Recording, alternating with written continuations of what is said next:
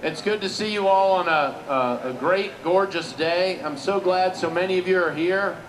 I'm not sure I remember a crowd this big here on Lobby Day. This is superb, and it's a great expression by the sovereigns of Virginia about who's in charge, and it's the citizens of Virginia, and I'm so glad you all are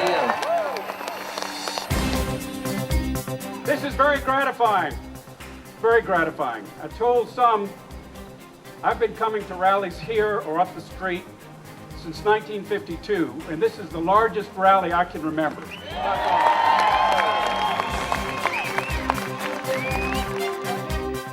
Who could have imagined 10 or 15 or 20 or 100 years ago that we'd be standing here on these steps in Richmond fighting once more for our fundamental rights and for our God-given rights and for our Constitution?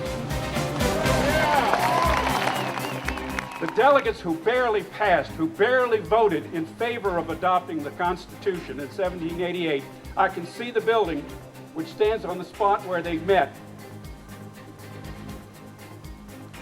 They reserved the right in Virginia as a sovereign state to declare when the Constitution had been violated and reserved the right to withdraw.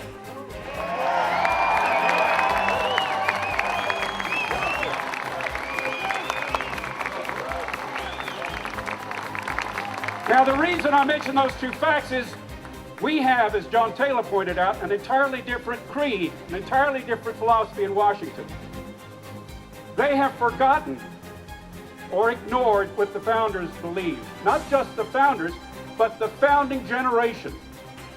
The entire founding generation, whether they agree it or not, all accepted the principle that the things that were argued to the people when the Constitution was ratified meant something, because they were forming a compact. We need to take back power.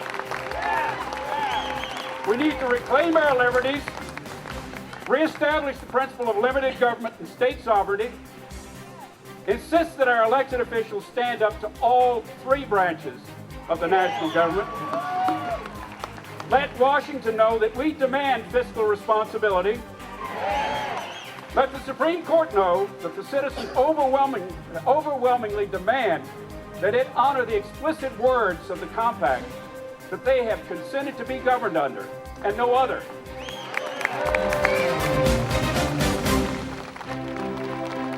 We are here for constitutional liberty, which was written down, not an unchained Congress which wants no restraints of any kind. They don't want any restraints on borrowing. They will unchain your children, your grandchildren to foreign dictators. That is not what we're here for.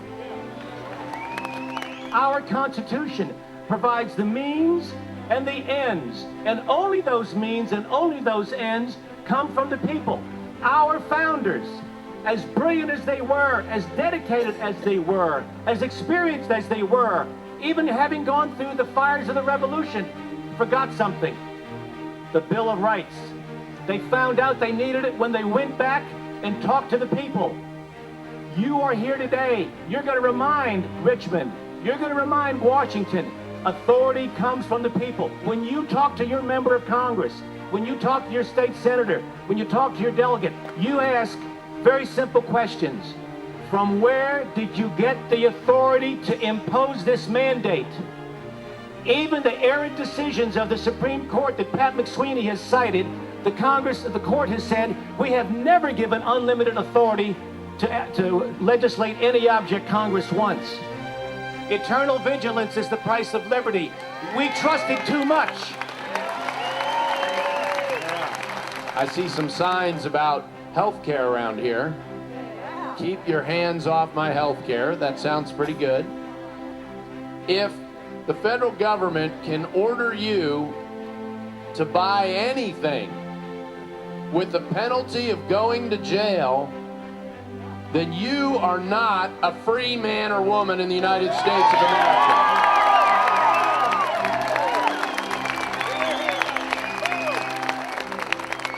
And it's time for people like you all to step up and to draw the lines that our founding fathers thought they drew very clearly.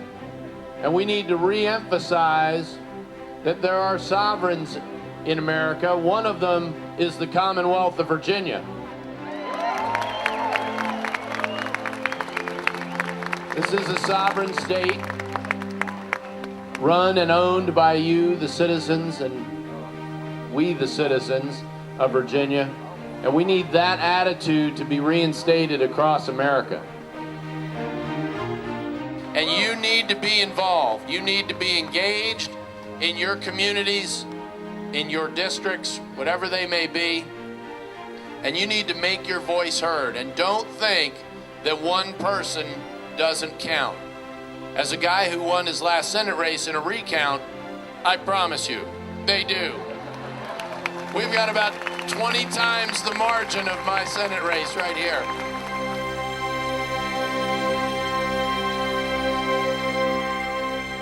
Unfortunately, in the early part of the last century, the progressive movement started to take hold in this country with one mission, and that mission was to repudiate the philosophy of the Founding Fathers. Now let me ask you a couple of questions. Does Nancy Pelosi decide what your rights are? No! Does Harry Reid decide that we are all socialists now? Does your time, labor, income, and property belong to Barney Frank to redistribute any way he sees fit? Do you want to give Chucky Schumer the blank check called social justice? Do you want the current crowd in Washington to decide willy-nilly what the living Constitution might mean today? No! Do you want to give up your sovereignty to Charlie Rangel? No! Do you want to entrust your country and the future of your children and grandchildren to our community activists in chief? No! Has the national government been paying attention to us? No! Have they been doing the will of the people? No! Have they lived within the boundaries of the Constitution? No!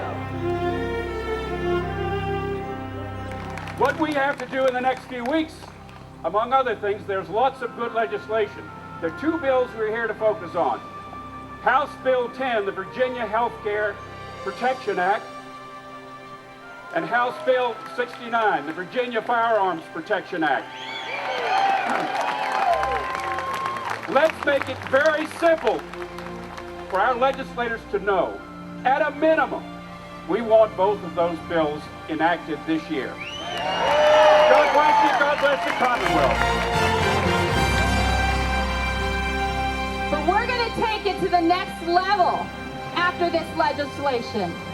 And it won't just be about electing people who stand up for us, but we are going to take over the Republican and the Democrat Party and make sure that they stand up for rights of the Constitution. Tell them it's also time to reject unfunded mandates from the federal government that leave us beholden and subservient to their recklessness. Tell them it's simple. Freedom comes from independence, independence comes from self-reliance, and self-reliance starts at home. So stop carrying water for Washington and let's focus on getting our house back in order. Virginians have always been called on to lead, and we have always risen to that challenge. It's time for us to do that once again. Yes. And what an amazing way to kick off this General Assembly session. I've been so excited about this Monday rally. I cannot tell you. And for weeks and weeks and weeks, people in my district have been calling me and pleading with me to do something. I never want to have to look my children in the eye someday when they're grown and answer that question. Why did I stand by and let my country be taken? The founders, at the end of the Declaration of Independence, stated, with a firm reliance upon divine providence, that means the interaction of the Creator in the affairs of men. My fellow citizens, Virginia was necessary to the founding of this country, and you, my fellow Virginians, are necessary to the restoration of the liberties of all Americans, starting now.